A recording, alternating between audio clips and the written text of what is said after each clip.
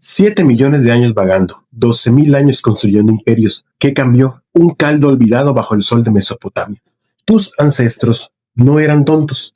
Sabían que quedarse en un lugar significaba enfermedades, conflictos, hambre, pero algo los sedujo tanto que renunciaron a la libertad de 7 millones de años. Y no fue el trigo. Imagina el creciente fértil, año 10.000 antes de Cristo. Una familia recolecta cebada, hace su caldo habitual y lo olvida 3 días. Cuando regresan, el líquido burbujea, o el extraño, lo prueban. De repente el mundo es más brillante, los problemas más pequeños, los extraños más confiables. Pero aquí está el giro que te ocultaron. Esa cerveza primitiva no solo embriagaba, tenía más vitamina B que la carne, más proteínas que las nueces. Y al hervirla era más segura que cualquier agua. Era supervivencia líquida. Y había un problema. La cebada silvestre era impredecible. Entonces hicimos algo sin precedentes. Después de 7 millones de años cazando, nos quedamos, plantamos, cultivamos, no por comida, por sed. La agricultura no fue progreso, fue adicción.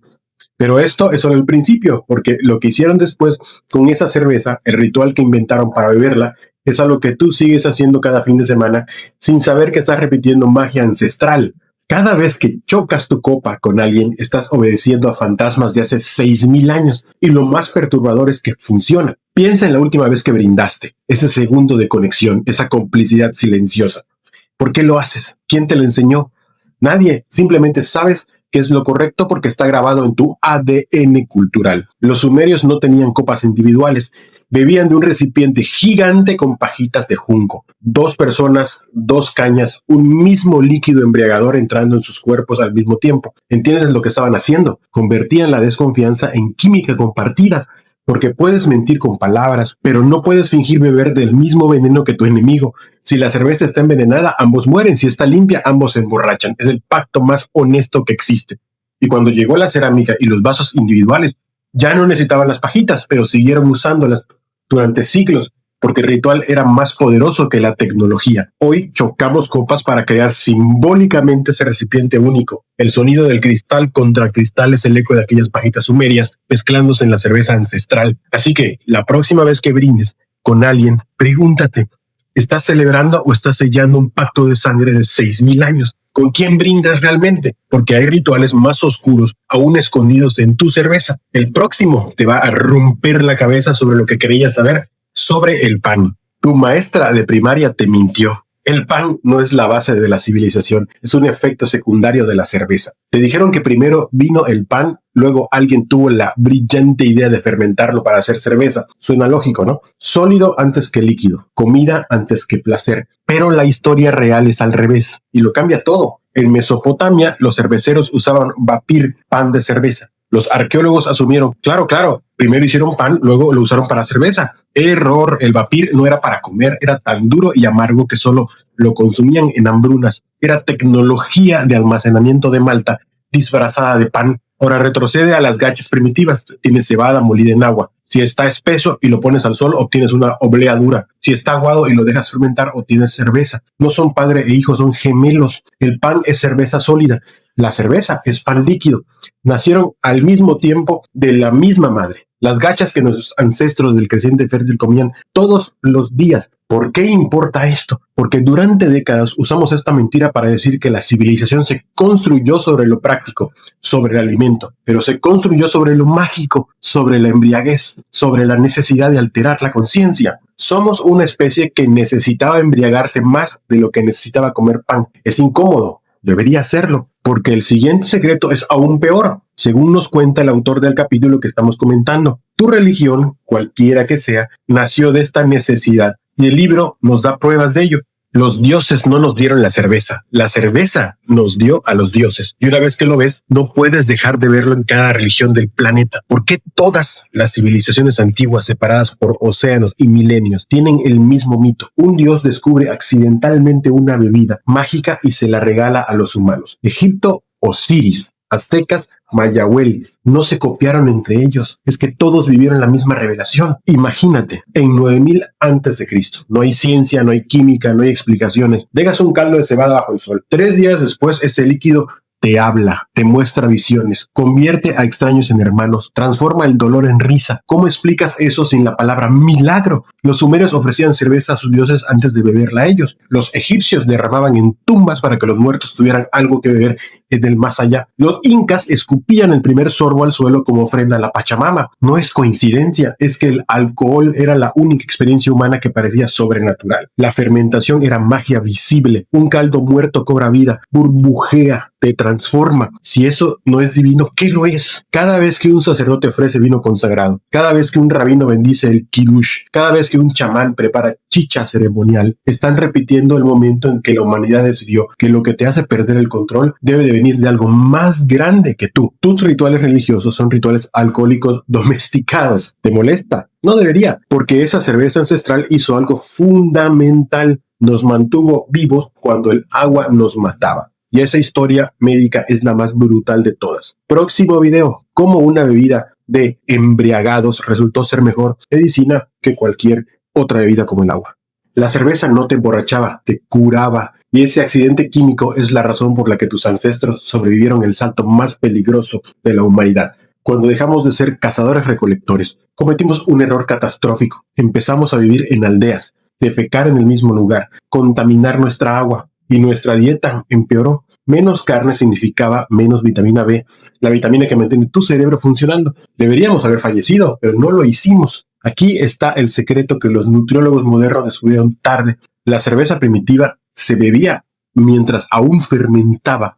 No esperaban una semana para que estuviera lista. La tomaban al tercer, cuarto día cuando todavía era un caldo turbio lleno de levadura viva. Esa levadura suspendida era una bomba de vitamina B. Más que la carne que ya no cazábamos, más que las nueces que ya no recolectábamos. La cerveza compensaba exactamente lo que la agricultura nos quitó. Pero hay más.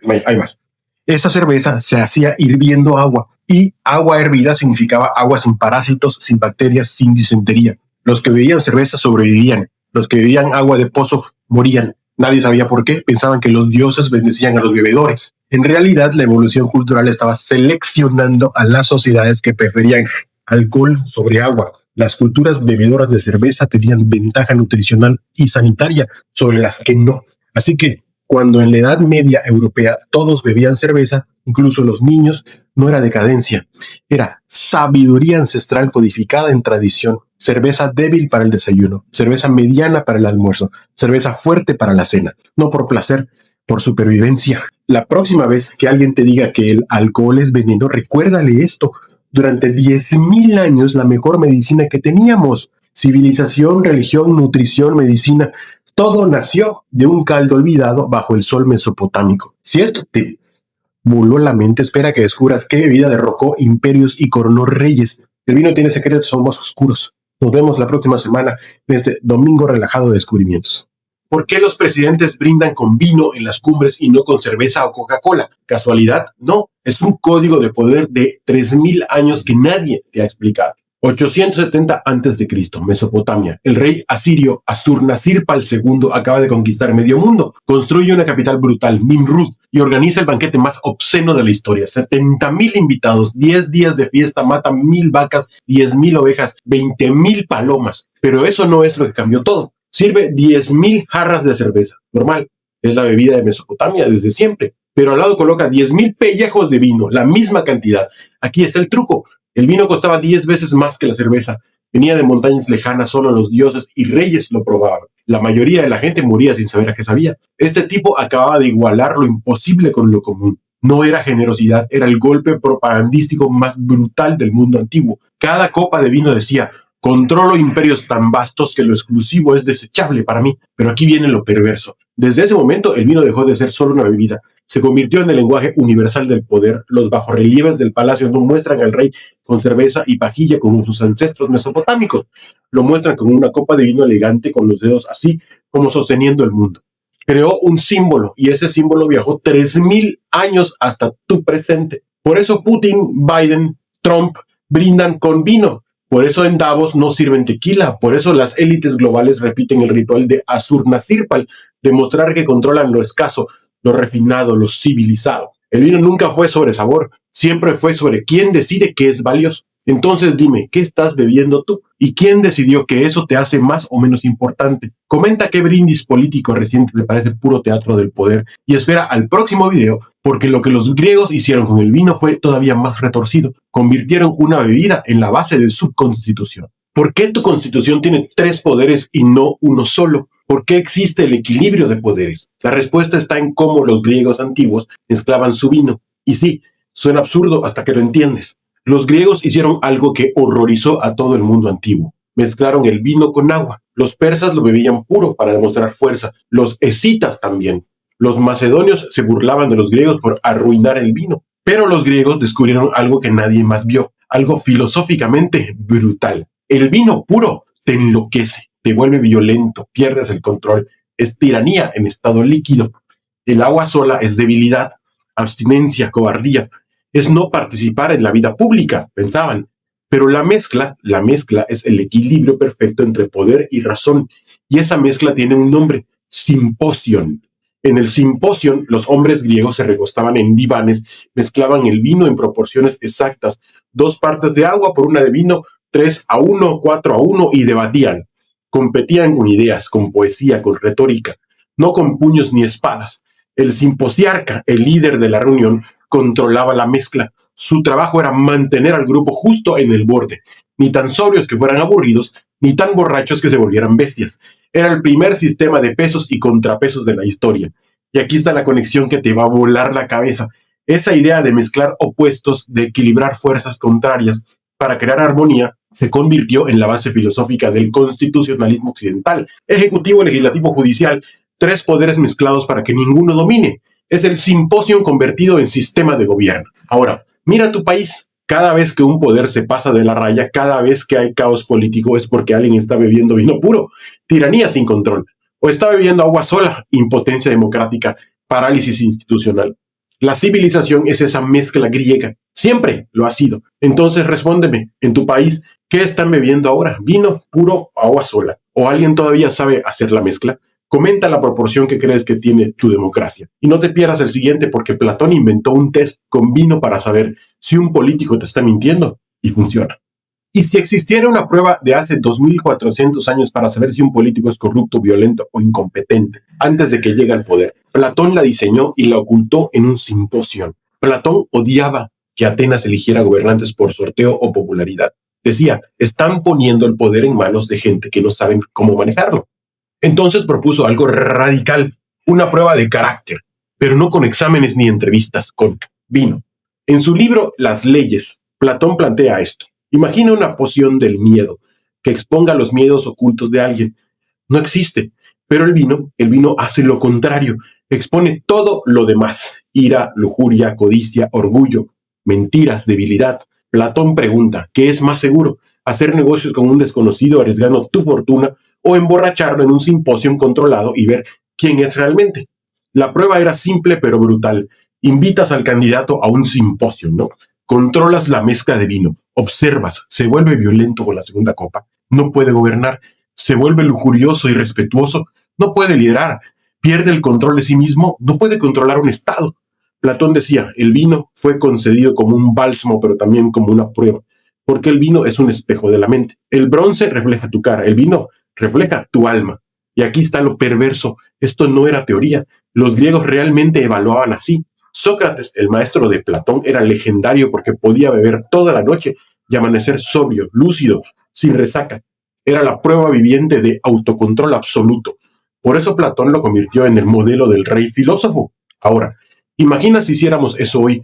Imagina poner a tus políticos en un simposio de 3 horas, sin asesores, sin teleprompter, solo vino, cámaras y preguntas difíciles. ¿Cuántos sobrevivirían con su imagen intacta? ¿Cuántos mostrarían quiénes son realmente después de la 4ª copa? Dime, ¿a cuál de tus políticos le aplicarías la prueba del vino de Platón? ¿Y quién crees que la pasaría? Comenta un nombre, uno solo, y prepárate para el siguiente video, porque te voy a explicar por qué los griegos llamaban bárbaros a los que bebían diferente y cómo las élites siguen usando esa táctica para excluirte. ¿Por qué te hacen sentir inculto si no sabes de vinos? ¿Por qué existe el sommelier pero no el maestro cervecero en restaurantes finos? No es casualidad, es una guerra cultural de hace 2500 años que sigues peleando sin saberlo. Los griegos antiguos dividieron el mundo en dos, ellos y los bárbaros. ¿Y sabes cómo trazaron la línea? Por cómo bebían. Los persas bebían vino puro, bárbaros. Los escitas también, bárbaros. Los macedonios, los tracios, todos bárbaros. Incluso Alejandro Magno, que conquistó el mundo conocido, era considerado un salvaje porque bebía sin mezclar. Pero aquí está el truco sucio. No era sobre vino, era sobre el control. Los griegos decían, nosotros mezclamos porque somos racionales, somos moderados, somos civilizados. Ustedes beben puro porque son bestias sin autocontrol. Era superioridad moral disfrazada de etiqueta, y esa etiqueta se convirtió en ley cultural. El historiador Tucídides lo dijo explícito. Los pueblos empezaron a emerger de la barbarie cuando aprendieron a cultivar el olivo y la vid. ¿Captas? Si no bebías vino a la griega, eras un salvaje. Si bebías cerveza, eras inferior. Si bebías vino sin mezclar, eras peligroso. Esto no era sobre gusto, era sobre marcar quién pertenece y quién no. Era clasismo líquido y viajó intacto hasta el día de hoy. Por eso el vino está en bodas de élite y la cerveza en estadios. Por eso apreciar el vino es enseñarte cultura y tomarse unas chelas es ser vulgar. Por eso existen catas de vino en museos y no catas de cerveza. Los griegos inventaron el esnobismo y lo derramaron en cada copa durante 2500 años. La próxima vez que alguien te haga sentir menos, porque no distingues un Malbec de un Cabernet, recuerda, te están aplicando el manual griego de exclusión. Te están diciendo que no perteneces al club de los civilizados. Es el mismo truco, diferente siglo. Entonces, dime, ¿alguna vez te has sentido bárbaro por no saber de vinos? ¿O eres de los que usa el vino para sentirse superior? Comenta honestamente y no te pierdas el final de esta serie porque te voy a explicar cómo todo esto, el vino, los griegos, el poder, terminó escrito en tu constitución literal.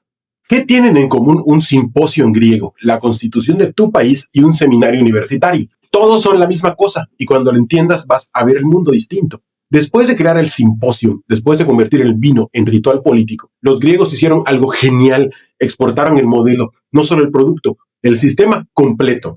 Cada barco que salía de Grecia llevaba ánforas de vino, pero también llevaba la cultura entera dentro, las reglas, los divanes, los cuencos decorados, la idea de que la civilización se mide por cómo debates, no por cómo peleas. Y cuando Platón fundó su academia en Atenas, ¿sabes qué hizo? Convirtió el simposio en el modelo de enseñanza. Después de cada día de clases, él y sus estudiantes se recostaban, mezclaban el vino y debatían. Sin músicos, sin bailarinas, solo mentes compitiendo con ideas.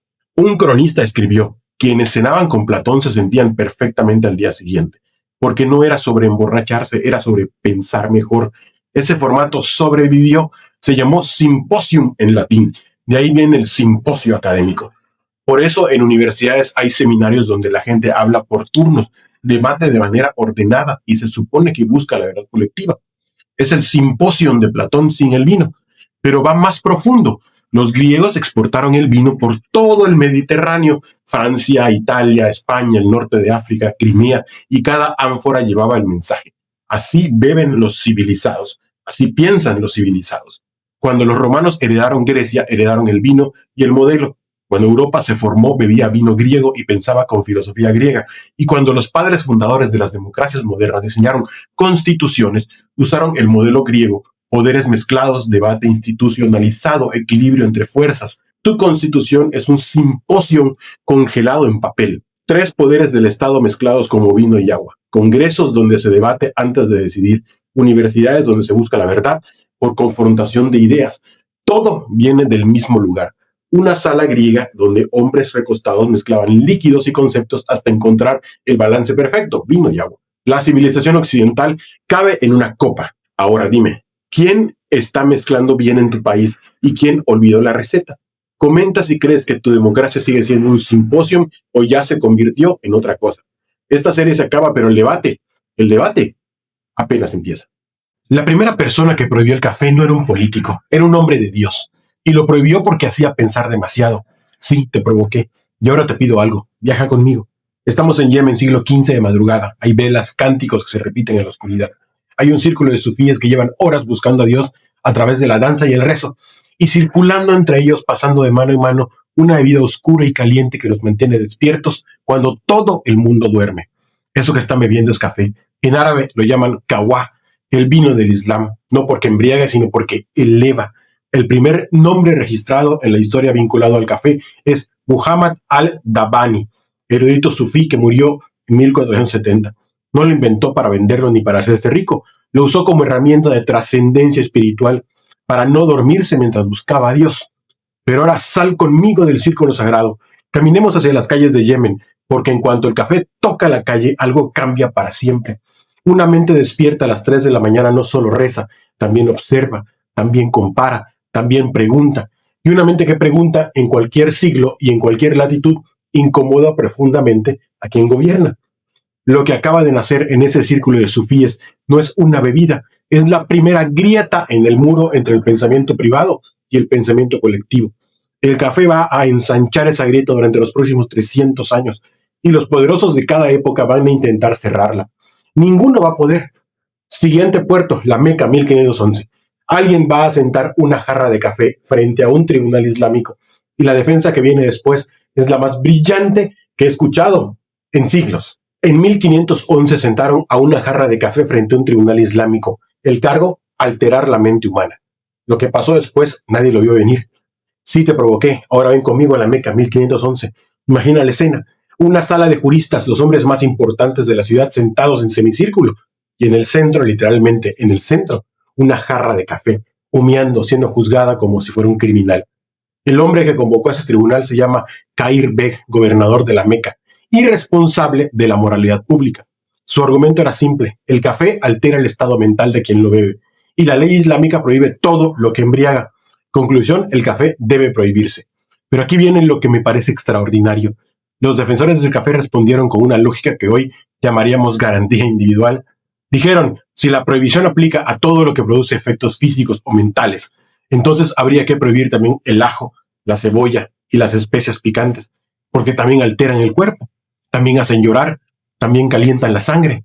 El tribunal quedó paralizado ante ese argumento. Kair Beg logró la condena, mandó confiscar y quemar el café en las calles, pero las autoridades superiores del Cairo anularon el decreto meses después y Kair Beg fue destituido al año siguiente. El café ganó su juicio, el primer gran debate jurídico sobre el derecho del Estado a controlar lo que una persona consume, terminó con el Estado perdiendo. Aunque hay algo que no puedo ignorar mientras estoy parado en esta escena. Ese café que acaban de defender, ese foro brillante donde los hombres debatían libremente durante horas, tenía las puertas cerradas para las mujeres. El primer espacio público libre de la historia nació con una contradicción enorme adentro. Siguiente puerto, Londres, 1652. Un armenio abre el primer café de la ciudad con un prospecto de una sola página y sin saberlo le declara la guerra a un rey. En el Londres del siglo XVII las mujeres publicaron un panfleto acusando al café de dejar estériles a sus maridos. Es la historia más divertida de la libertad de expresión que jamás te contaron. Sí, te provoqué, y esta vez con algo que es completamente real. Ven conmigo a Londres, 1674. Un grupo de mujeres londinenses publica un documento titulado La petición de las mujeres contra el café. En él acusan a la bebida de ser un licor esterilizador porque mantiene a sus maridos fuera de casa durante horas sentados conversando sin hacer absolutamente nada útil. Lo llaman literalmente el gran esterilizador. Los hombres responden con otro panfleto defendiendo su derecho a la taza. 2 documentos, 2 bandos, una guerra de palabras impresas sobre una bebida. Bienvenido al primer debate público de opinión en la historia moderna de Occidente. Pero retrocedamos un momento, estamos en 1652. Pascua Rosé, el criado armenio de un comerciante inglés llamado Daniel Edwards, acaba de abrir el primer café de Londres. Su prospecto inaugural promete que el café alejará el sueño y que quien lo beba estará en condiciones de trabajar. Por un penique de entrada, cualquier ciudadano puede sentarse, leer el periódico, debatir política y negocios durante horas, sin título, sin linaje, sin permiso de nadie. En 1663 hay 83 cafés en Londres, hacia finales del siglo centenares, y entonces el rey Carlos II hace algo que me parece fascinante y revelador al mismo tiempo. El 29 de diciembre de 1675 firma una proclama oficial para cerrarlos todos. El argumento, que en esos lugares se difunden noticias falsas y escandalosas contra el gobierno. La indignación ciudadana fue brutal, que tuvo que retirar el decreto en menos de 2 semanas. Lo que acaba de ver no es solo una anécdota, es el momento en que una ciudad le dijo no a su rey con una taza en la mano. Siguiente puerto, Roma, 1605. El Papa aprueba el café y con un solo sorbo decide el destino intelectual de un continente entero. Los enemigos del café le dijeron al Papa que era una bebida inventada por el diablo. El Papa la probó y les dijo que ellos eran los equivocados. Sí, te provoqué, y esta vez con algo que los registros de la época documentan con claridad. Ven conmigo a Roma, 1605. Poco antes de su muerte, el Papa Clemente VIII recibe una petición formal para que la Iglesia Católica condene el café. El argumento teológico es este: como los musulmanes no pueden beber vino, la vida sagrada del cristianismo, el diablo les compensó dándoles el café. Clemente escucha el argumento, pide que le traigan una muestra, la huele, la prueba y la aprueba para el consumo cristiano. Ese sorbo abre las puertas de Europa entera a la bebida que va a transformar su vida intelectual. Ahora déjame mostrarte algo que casi nadie conecta. Europa en ese momento desayunaba con cerveza, no por placer sino por necesidad, porque el agua en las ciudades superpobladas era peligrosa y podía matarte. Piénsalo un momento, una civilización entera comenzando cada día con el cerebro levemente nublado por el alcohol durante siglos, generaciones enteras pensando, trabajando, gobernando y decidiendo con ese velo encima. El café llegó e hizo exactamente lo contrario, despertó, activó, enfocó. En la década de 1650 abren los primeros cafés en Londres, en 1660 en Ámsterdam y La Haya, y algo extraordinario empieza a ocurrir. Los mismos europeos que desayunaban alcohol comienzan el día lúcidos, sentados en cafés, debatiendo ciencia, filosofía y comercio durante horas. Johann Sebastian Bach lo vio tan claro que compuso una cantata entera satirizando a quienes intentaban prohibir el café en Alemania. La Ilustración, ese gran despertar del pensamiento crítico que construyó el mundo moderno, ocurrió exactamente cuando Europa cambió su bebida de la mañana. Eso no es coincidencia, eso es historia.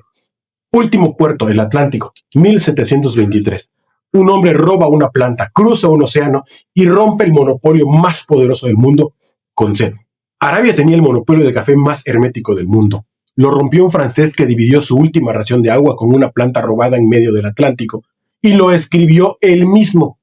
Sí, te provoqué, y esta vez con algo que el propio protagonista dejó documentado en su crónica personal. Ahora, ven conmigo al Atlántico, 1723. Pero antes necesito que veas algo. Arabia controlaba el café con una precisión que hoy llamaríamos geopolítica. Hervía los granos antes de exportarlos para hacerlos estériles. Nadie podía plantar un cafeto fuera de sus territorios. Nadie podía entrar a las zonas productoras. El café era el petróleo del siglo XVII. Quien lo controlaba una parte del mundo. Los holandeses fueron los primeros en romper ese muro. Robaron esquejes árabes, los cultivaron en invernaderos de Ámsterdam y fundaron plantaciones en Java, en la actual Indonesia. El monopolio árabe empezó a agrietarse, pero la historia que quiero mostrarte es la de Gabriel de Clieu. Este oficial naval francés estaba destinado en Martinica y quería llevar el café a las Indias occidentales francesas. El único cafeto de París era un espécimen custodiado por el Jardin des Plantes, regalo de los holandeses a Luis XIV. De Clieu no podía tomarlo directamente. Convenció a una aristócrata para obtener un esqueje del médico real y cruzó el Atlántico con él guardado en una caja de cristal. En ese barco sobrevivió un ataque de piratas que dañó la caja. Sobrevivió una tormenta que mojó la planta con agua salada. Sobrevivió un pasajero de acento holandés que le arrancó un brote mientras dormía. Y cuando racionaron el agua potable a bordo, de Clieu dividió su propia ración con la planta. Esa planta llegó a Martinica. Sus descendientes botánicos son el origen del café de Brasil, hoy el mayor productor mundial. Viajaste de Yemen al Atlántico en 5 tazas y lo que encontraste no fue la historia del café, fue la historia del mundo que hoy habitas. Esto fue en la taza. Comparte el puerto que más te sacudió. El viaje continúa.